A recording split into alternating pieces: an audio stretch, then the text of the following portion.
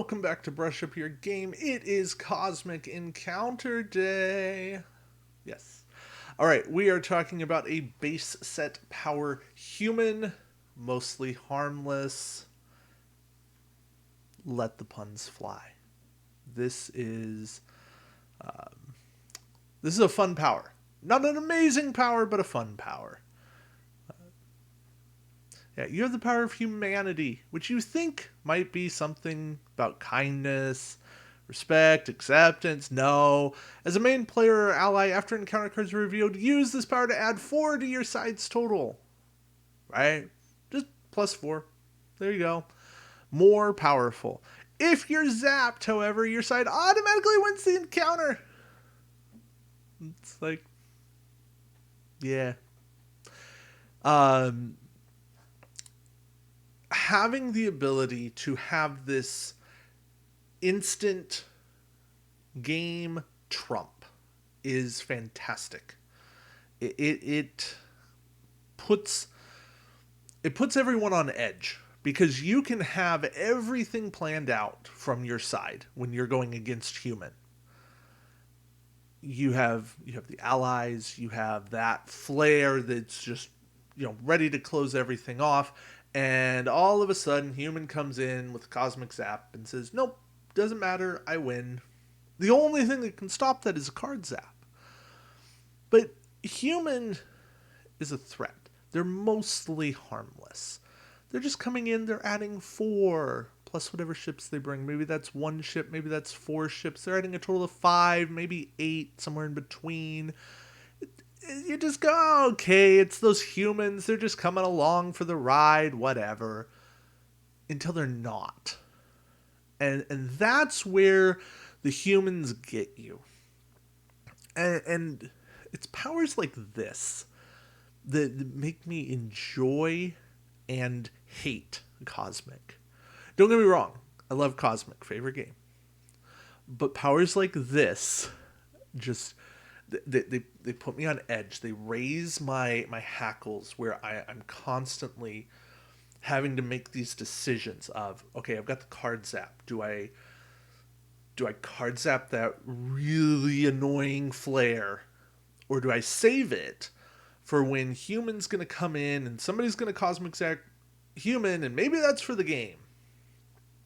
You gotta balance these choices, and that is Cosmic, right? That's the choices we make, and that I think that's the choices we make in all board games. Is you have limited resources. You have to make the best choices based on what you know right now. Sometimes the power, the player who's scoring a very consistent 8 points is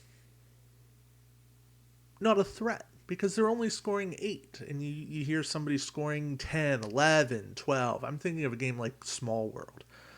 But then that player gets ganged up on, and then they're scoring a 4, a 5. And you realize it comes out about the same over 2 rounds. But maybe the fact that they scored 12 is sticking in players' minds, and they get beat up again. And then that average player that's just sitting there being real consistent, churning everything along, they're there. And they're going to be in contention right at the end. That's where I feel like human is. They're very consistent. They're the under-the-radar player.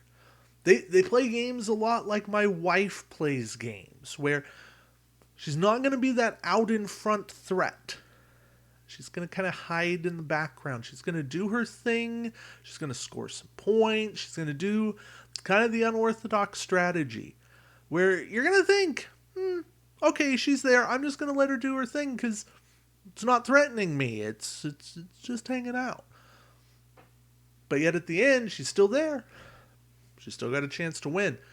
And yeah, I don't have some amazing conclusion to that. I will say I enjoy human.